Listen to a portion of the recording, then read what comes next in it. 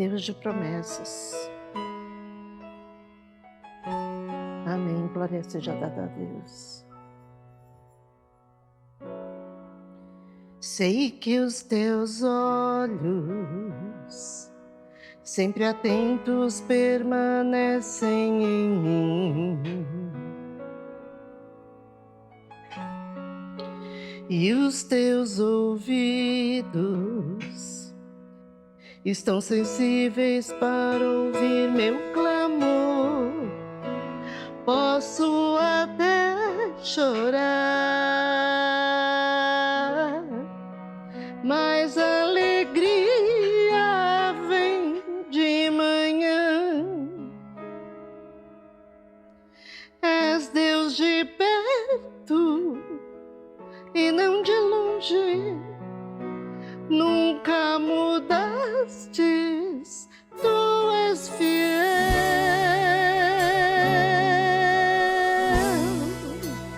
Deus de aliança, Deus de promessas, Deus que não é homem pra mentir. Tudo pode passar, tudo pode mudar, mas tua palavra vai se cumprir.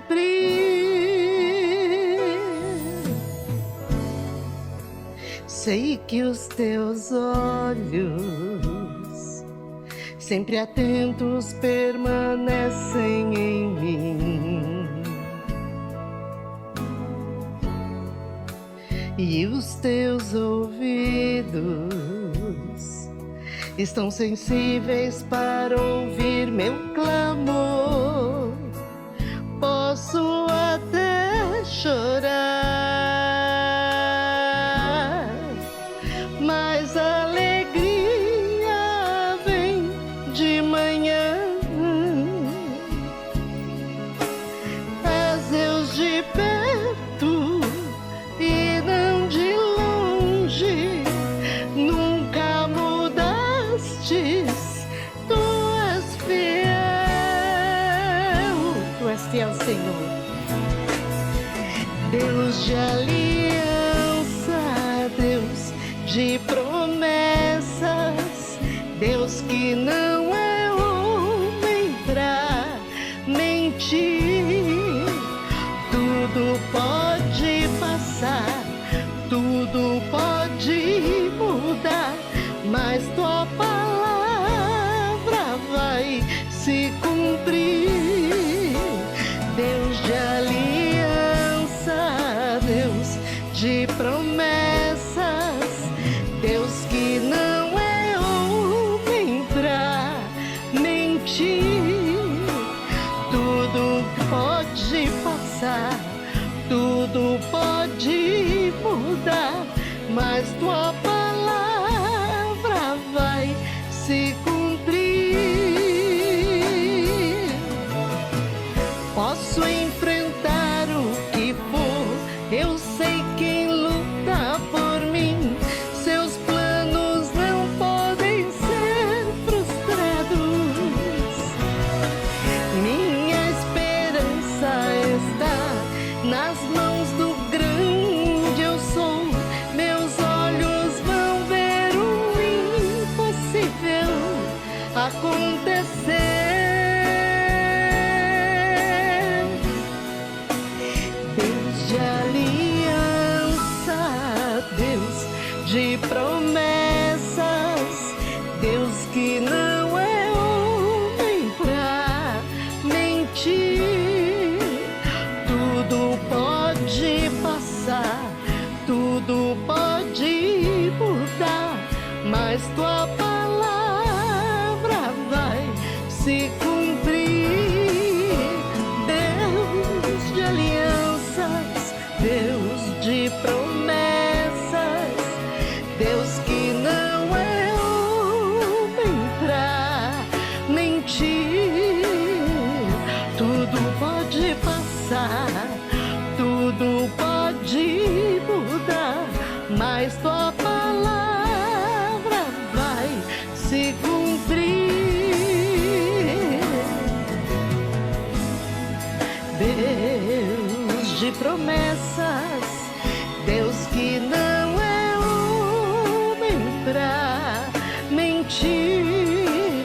Tudo pode passar, tudo pode mudar, mas tua palavra vai se cumprir.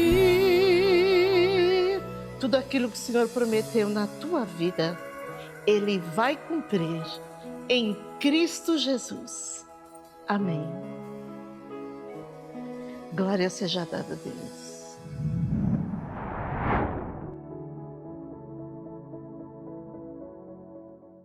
A paz do Senhor, amada igreja, amado irmão e irmã, sejam bem-vindos a mais um culto da série Falando de Deus. E na sequência dos estudos com o tema principal, o alimento de Deus, hoje nós vamos ministrar o 10º e último culto dessa série, e cujo episódio está intitulado como O Alimento Contaminado. Se você perdeu algum dos cultos passados dessa série tão abençoada, é só você ir lá no canal do YouTube do Ministério Folha em Branco e acessar e assistir e ouvir a palavra do Senhor. E seja abençoado em nome de Jesus. Eu quero fazer uma introdução que tem muito a ver com o tema de hoje, alimento de Deus, o alimento contaminado. Muitos conhecem ou já ouviram falar, mas é bom para que nós possamos enriquecer nosso conhecimento. Em 18 de novembro de 1979, na floresta amazônica, no território da Guiana, há exatamente 43 anos atrás, 918 pessoas morreram em um misto suicídio coletivo. O assassinatos em Jonestown, que era chamado aquela comuna, que é uma comunidade local, urbana ou rural, fundada por Jim Jones, que era um pastor e fundador do Templo Popular e uma seita pentecostal cristã de orientação socialista. E a maior parte dessas 918 pessoas morreram ao beber, sob as ordens do titulado pastor, né, que eu duvido que seja um pastor, um veneno misturado a um ponche de frutas. Outras teriam sido mortas a tiros e a facadas por tentarem fugir do local. Foi um fim trágico para um projeto utópico ou fantasioso, imaginário, iniciado em 1956 no estado americano de Indiana. Apesar de promover curas milagrosas, fraudulentas, Jones promoveu ideais igualitários, tais como impor vestuário modesto para os frequentadores dos cultos, distribuir comida gratuita e fornecer carvão às famílias mais pobres no inverno. E essas atitudes atraíram um imenso contingente, muitas pessoas e fiéis à sua igreja, com vários perfis diferentes. E em meados dos anos 60, o Templo Popular, como era chamado, se mudou para a Califórnia, em um local mais apropriado para os seus ideais esquerdistas do pastor. Nos anos seguintes, o movimento ganhou popularidade suficiente para Jones circular entre os poderosos da sociedade da época. A exemplo, a primeira-dama Rosalind Carter, que era esposa do presidente americano Jimmy Carter, com quem se encontrou várias vezes. Mas a seita também despertou suspeitas e investigações da mídia americana, que explorou relatos de dissidentes e em um suposto estilo messiânico e ditatorial do pastor. Então, essas ameaças levaram a Jones a buscar refúgio na Guiana, onde pediu permissão às autoridades locais em 1974 para arrendar um terreno em meio da floresta, em meio à selva, e criar lá uma comuna, que é a sua comunidade, longe dos olhos dos mais curiosos da imprensa, e foi chamada de Jonestown. E como o assentamento foi batizado na época, ela tinha uma escola, tinha bangalôs, um pavilhão central e até espaços para os habitantes plantassem verduras e legumes. E o pastor, então, e centenas de seguidores se mudaram para esse local em 1977. E a única forma de contato com o mundo era o rádio de ondas curtas. Houve então relatos de que Jones promovia um regime ditatorial, marcado por punições severas e pela presença de guardas armados para tentar evitar fugas. E o pastor também avisava os seguidores que o Serviço de Segurança americano estavam conspirando contra a igreja, contra Jonestown, e a solução para poder fugir a isso seria o suicídio revolucionário. Algo que, por sinal, parece um pouco muito do que alguns ditos, né, muçulmanos fazem quando se suicidam em nome de Alá. Então, era um sinal, né, que eles entendiam como sendo necessário e avisados nas assembleias. Então, em 1978, alertado pela preocupação de parentes integrados naquela igreja, o deputado federal Léo Rain viajou à Guiana com uma delegação de 18 pessoas para visitar a igreja local. E a visita ocorreu no dia 17 de novembro e no dia seguinte ele e mais 4 pessoas morreram a tiros em uma pista de pouso próximos ao assentamento.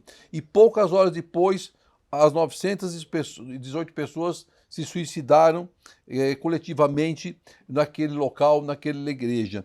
E os relatos de quem sobreviveu, que segundo falam foi em torno de 35 pessoas, falam que estavam eles todos num estado de transe coletivo, mas haviam sinistras gravações, né, falando do discurso de Jones, os gritos de agonias das pessoas envenenadas e o desespero daquelas que tentaram fugir e foram mortas.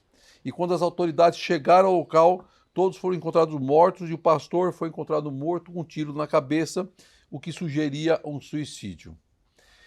Que absurdo! Morreram porque acreditaram em homens, morreram porque se afastaram dos propósitos, dos verdadeiros propósitos de Deus, morreram porque tomaram de um alimento impuro, um alimento envenenado, caíram na cilada do inimigo, na lábia do adversário, foram levados ao engano por palavras sutis, tomaram o alimento contaminado. A palavra de hoje, que nós vamos estudar, ela nos mostra também uma situação onde se tomou um alimento impróprio, que se tomou um alimento proibido, se tomou um alimento contaminado. E as consequências também foram terríveis. Não chegou ao ponto da morte física do corpo, mas chegou ao ponto da morte espiritual, do afastamento de Deus. Esse povo, essas 918 pessoas, se olharam para o homem em vez de olhar para Cristo. E o resultado foi esse: a morte do corpo, a morte do espírito. Abra sua Bíblia, se assim for possível, em Gênesis 2, do versículo 7 ao versículo 9, e vamos ver o que Deus tem a nos ensinar hoje. Diz assim a palavra de Deus: Então o Senhor Deus formou o homem do pó da terra e soprou em suas narinas o fôlego da vida, e o homem se formou um ser vivente. Ora, o Senhor Deus tinha plantado um jardim no Éden, para os lados do leste, e ali colocou o homem que formara. No versículo 9, o Senhor Deus fez nascer então do solo todo tipo de árvores agradáveis aos olhos e boas para alimento. E no meio do jardim estavam a árvore da vida e a árvore do conhecimento do bem e do mal. Só até aqui. A palavra nos relata que Deus havia formado o céu, a terra e tudo que neles há. Em Gênesis, se vou voltar uns versículos antes. Mas o mais incrível foi o carinho, a preocupação de Deus em formar o homem e em lhe dar o que era melhor, em cuidar do homem. A palavra nos diz que Deus então plantou um jardim no Éden, especialmente para o homem viver, com todos os cuidados de um pai zeloso, de um pai carinhoso, com a sua maior criação, o homem. Quando falo o homem, também estou me referindo à mulher, porque ela também foi formada por Deus da costela de Adão, da costela do homem, e também colocada no jardim do Éden. Então veja que Deus separa um pedaço do quintal da sua casa e lá ele planta um jardim. É como se você fizesse isso na sua casa, separasse um pedaço do seu quintal e lá você plantasse um lindo jardim. Um jardim com plantas diversas, plantas coloridas, plantas frutíferas. E esse jardim fosse cuidado por você. E Deus fez exatamente isso. Ele plantou esse jardim com muito carinho, com muito amor. E nesse jardim, chamado do Jardim do Éden, ele coloca então o homem, onde não faltaria-lhe nada para o sustento, para uma vida saudável da sua criação, especialmente feito para aquele que ele formou o homem. A exemplo que nós podemos dar, até para facilitar o entendimento, que vai nos ajudar no entendimento dessa palavra, quando um casal está aguardando a chegada de um bebê, um filho, eles começam os preparativos para que aquela criança seja recebida com muito amor e carinho. Então os pais preparam um quarto, decoram esse quarto, um bercinho arrumadinho lá com os detalhes, com muito amor especial, com fotos, com figurinhas, com tudo que é normalmente conhecido para crianças recém-nascidas, porque eles querem que a criança se sinta feliz, que a criança se sinta protegida, acolhida, amada pelos seus pais. Os pais não medem esforços para proporcionar aos seus filhos tudo de melhor, independente das finanças, da capacidade de cada um. Os pais oferecem tudo o que eles têm de melhor para aquela criança que está chegando no mundo, que está chegando ao lar. Então era exatamente isso que Deus estava fazendo e fez com Adão. O primeiro homem, ele preparou um local para o seu filho amado, o local para que ele vivesse em paz, protegido e guardado pelo Senhor, onde seria educado e ensinado por Deus e receberia tudo de melhor. Nada o afetaria ou atingiria, porque o Senhor era o seu vigia, ele cresceria em amor e em sabedoria. Veja quanta semelhança dos cuidados de Deus com nossas vidas, que somos filhos, e dos cuidados dos pais carnais com os seus filhos. Muita semelhança. Aí no versículo 8 dessa palavra diz lá então que, ora, o Senhor Deus tinha plantado um jardim do Éden para o lado leste, e ali colocou o homem que formara nesse lindo e maravilhoso jardim. E diz a palavra que nesse jardim haviam todos os tipos de árvores agradáveis aos olhos e boas para o alimento. É o que a palavra diz. Entendemos que o jardim plantado por Deus ao homem existia todo e qualquer tipo de árvore agradável e frutífera. Ele não lista quais são essas árvores, mas a palavra deixa isso claro. A palavra diz que as árvores eram agradáveis aos olhos. A palavra diz que eram boas para o alimento. E eu creio que existia no jardim uma diversidade enorme de árvores e elas todas produzindo frutos para alimentos saudáveis, alimento puro, sadio.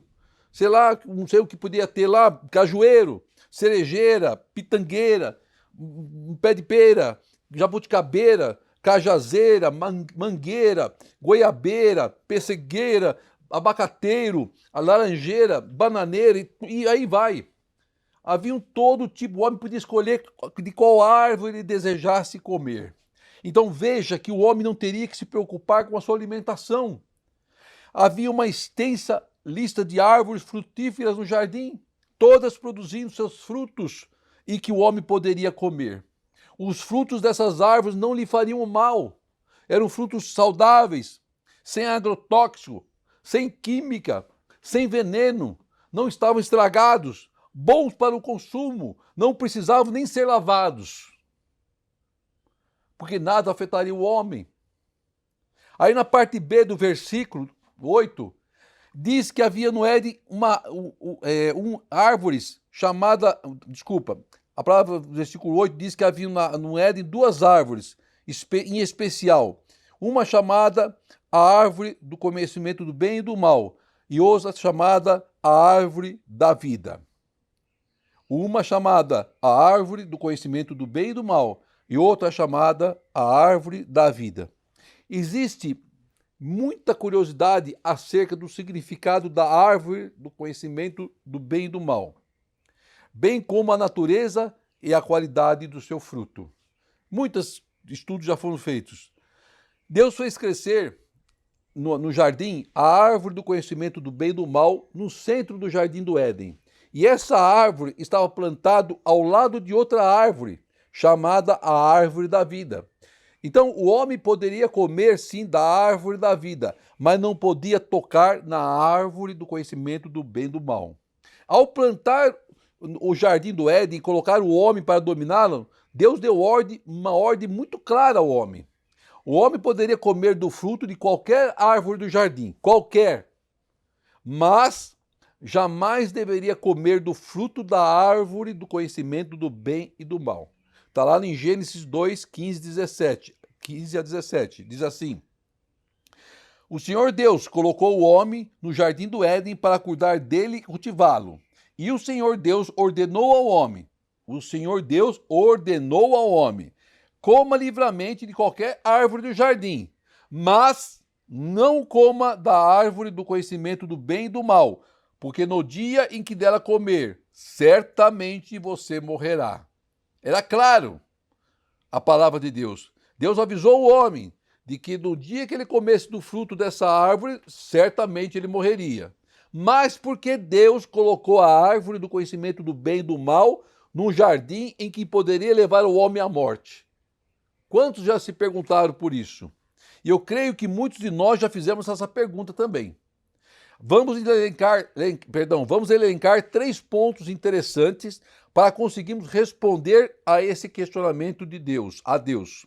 Em primeiro lugar, Deus criou o homem à sua imagem e semelhança, uma criatura livre e pessoal, dotada de capacidade e responsabilidade moral, livre para escolher e o que fazer. Em segundo lugar, sendo onisciente, Deus sabia exaustivamente tudo o que aconteceria entre o homem e a árvore do conhecimento do bem e do mal plantada no jardim.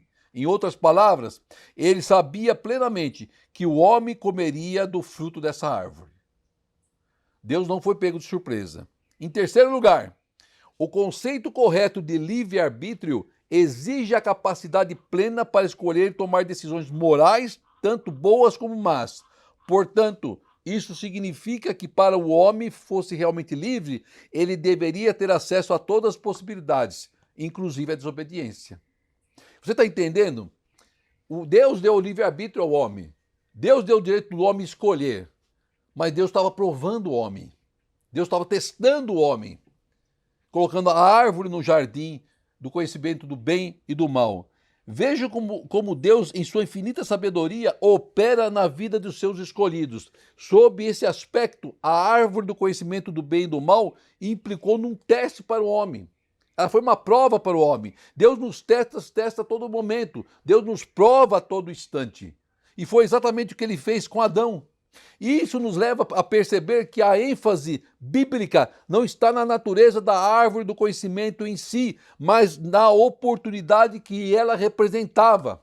Alguns enxergam a árvore do conhecimento do bem e do mal como uma coisa mística, e outros enxergam que os seus frutos possuíam alguma propriedade especial que afetaria ou conferiria um conhecimento proibido ao homem. E justamente com base nesse mal entendimento que as pessoas se perguntam por que Deus colocou a árvore no jardim. Porque Deus permitiu que aquela árvore fosse plantada no jardim. Então você avalie comigo. Se o mal estivesse na árvore, então o próprio Deus teria introduzido o mal no jardim e deixado o alcance do homem. Mas é claro que essa interpretação está errada. Não se pode imputar a Deus mal, porque Deus é amor. Não há mal em Deus. O pecado é a ausência de Deus. A árvore do conhecimento em si era uma árvore boa. Era uma árvore boa. Deus não é autor do mal. A Bíblia claramente diz que tudo que Deus criou é bom, é originalmente bom. Por isso que a ênfase e a atenção está na oportunidade que a árvore estava dando, e não em suas qualidades. Apesar de a árvore ser boa, Deus deu uma ordem para que o homem não comesse do seu fruto. Então o mal se configuraria na desobediência à palavra de Deus, e não do fato de ele ter comido fruto. A árvore não era envenenada, a árvore não produzia mau fruto, mas havia uma ordem do Senhor para que se não tocasse naquele fruto. Haviam lá centenas e centenas de árvores frutíferas. Ele podia escolher qual árvore que ele quisesse comer, qualquer uma delas, mas apenas uma árvore ele não poderia tocar, uma. Exatamente a árvore do conhecimento do bem e do mal. Assim, aquela árvore essencialmente boa representava a possibilidade de a mente do homem ser aberta, e com isso o seu conhecimento seria amplo em todos os sentidos. Mesmo com seu conhecimento, somente Deus é conhecedor de todas as coisas. Como sua criatura, o homem deveria confiar somente no Criador, onisciente. É quem sabe o que é verdadeiramente bom e mal para nossas vidas. O homem deveria obedecer, desculpa, o homem deveria obter esse conhecimento através de Deus, do seu Criador, e não do seu próprio esforço, na desobediência, e não na desobediência à palavra de Deus. E o homem foi buscar o conhecimento através de que meio? Da desobediência a Deus. Vocês estão entendendo o significado dessa palavra? Vocês estão entendendo o que Deus está nos ensinando? Todos julgam que aquela árvore era o problema. O problema não estava na árvore. O problema estava na obediência ou não obediência do homem. Quando o homem comeu da árvore do conhecimento do bem e do mal, a sua intenção e expectativa era de ser como Deus. Que é isso? Como assim, pastor? Está na palavra. Lá em Gênesis 3, 5, 6 diz assim: Deus sabe que no dia em que dele comerem, seus olhos se abrirão e vocês serão como Deus, conhecedores do bem e do mal, dizendo Satanás para Adão e para Eva. Quando a mulher viu que a árvore parecia agradável ao paladar, era atraente aos olhos e, além disso, desejável para dela se obter discernimento, tomou do seu fruto, comeu e deu ao seu marido, que comeu também. Então eles sabiam e o interesse deles, do homem, da mulher, era ter conhecimento aberto, de tentar ser como Deus. O homem tentou se apropriar de algo que só pertencia ao Criador, a Deus. O homem tentou usurpar o lugar de Deus. O homem tentou tomar de forma ilícita da árvore do conhecimento do bem e do mal. O homem tentou declarar sua autonomia. Observe que ao lado da árvore do conhecimento do bem e do mal também havia a árvore da vida. E de seu fruto o homem tinha permissão de comer. Mas ele vai e toma da árvore proibida. Da árvore qual Deus falou, não toca. Na árvore que Deus falou, você vai morrer se você comer desse fruto. Portanto, o caráter da escolha moral estava muito claro.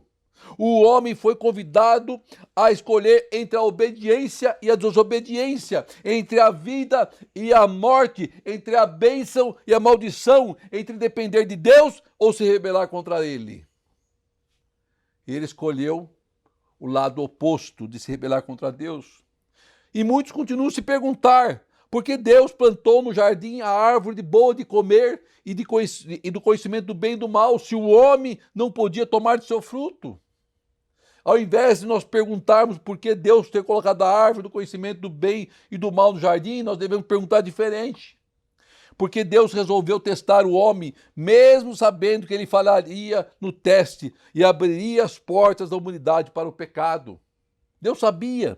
A resposta dessa pergunta exige conhecimento dos propósitos eternos de Deus, a qual estão muito além da nossa capacidade de entendimento, de compreensão, de visão. Tudo o que sabemos é que o fim último de todas as coisas é a glória de Deus.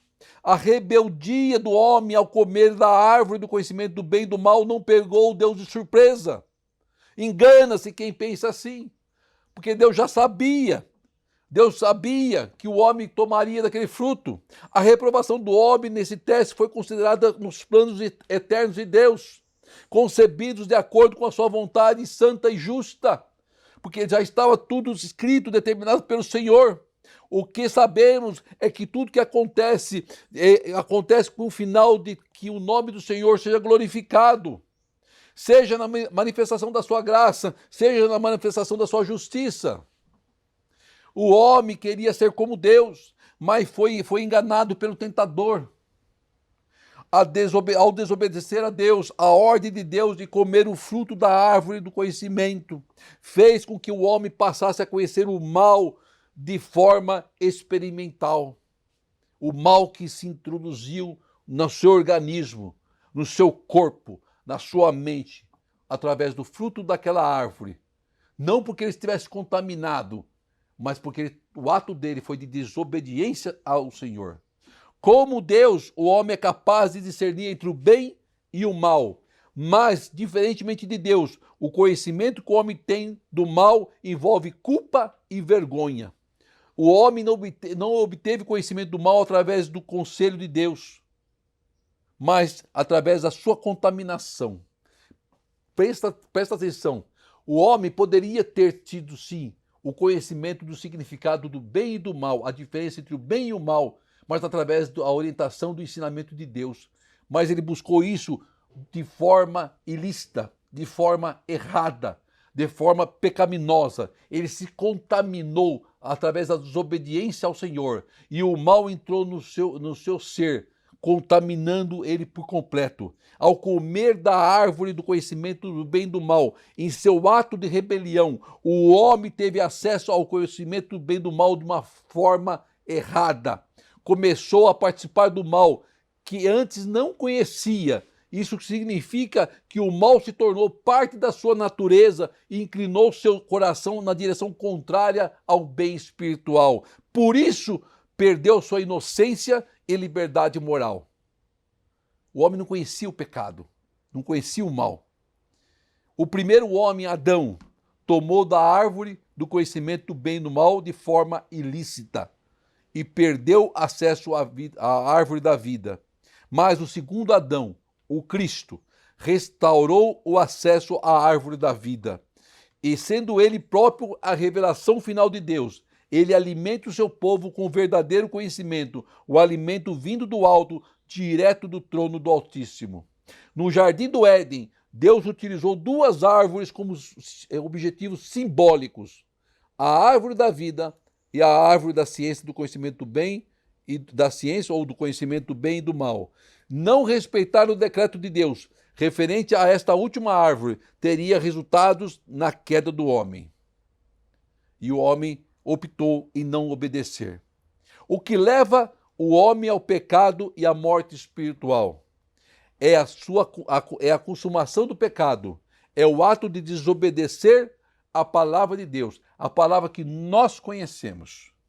Sabemos e temos conhecimento pleno do que desagrada a Deus, do bem e do mal, do certo e do errado. O pecado da desobediência nos afasta da vontade de Deus e nos leva a tomar posse do alimento contaminado. Nosso ato contamina o alimento. É o nosso ato que contamina o alimento. Não perca, irmão, essa oportunidade que Deus nos coloca nas mãos, através dos ensinamentos vindos da palavra revelada, a qual Ele nos mostrou hoje. De uma leitura que a gente já fez centenas de vezes, e que nós tivemos várias vezes entendimentos estranhos, diferentes, e não de acordo com o que o Espírito Santo nos revela. A árvore do conhecimento do bem e do mal não era um fruto ruim, como muitos pregam. Muitos falam que era uma maçã. Ninguém sabe se era maçã, pera, jabuticaba, o que era. Ninguém sabe disso. A Bíblia não relata isso. A questão não estava no fruto da árvore.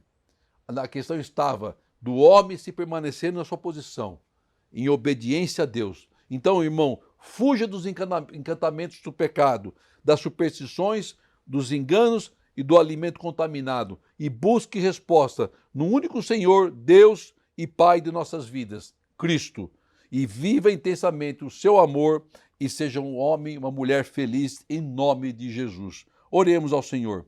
Querido Deus, amado Pai, quero te agradecer por esta palavra abençoada, ao qual tu nos ensinaste, Pai amado, que melhor é obedecer, Pai amado. Melhor é estar embaixo do teu propósito, Senhor. Melhor é estar embaixo da obediência, Pai querido. E melhor afastarmos do pecado, Senhor amado, para que possamos continuarmos sendo abençoados, guardados e protegidos por Ti, Pai, que é o Pai zeloso de nossas vidas. Guarda cada um que está assistindo a este culto, Pai. Abençoa a vida de cada irmão e irmã, Senhor amado. Ensina-nos, Pai amado, a nos alimentarmos corretamente com o alimento espiritual, Pai, e nos afastarmos do alimento do mundo, do alimento do pecado, Pai querido. Não nos sejamos enganados, Pai, pelas aparências, Pai. Não sejamos enganados, Pai amado, pelos manjares, Pai, mas que busquemos sempre, Pai, em Ti, todo conhecimento, toda sabedoria, Pai, e todo alimento. É que eu te peço, Pai, e te agradeço por esses 10 cultos que foram trazidos, Pai, em que a sua palavra revelada se permaneceu em nossas vidas, Pai. Que a palavra foi mostrada de acordo com o que o Senhor mostrou aos nossos corações, à nossa mente, Senhor. O alimento de Deus, ao qual nós temos que tomar posse todos os dias e todas as horas em nossos corações, Pai. Que o grande amor de Deus, a graça do nosso Senhor Jesus e as doces consolações do Espírito Santo do Senhor esteja com toda a igreja, hoje e sempre, em Cristo Jesus. Amém e amém. Glória seja dada a Ti, Senhor. Deus de aliança.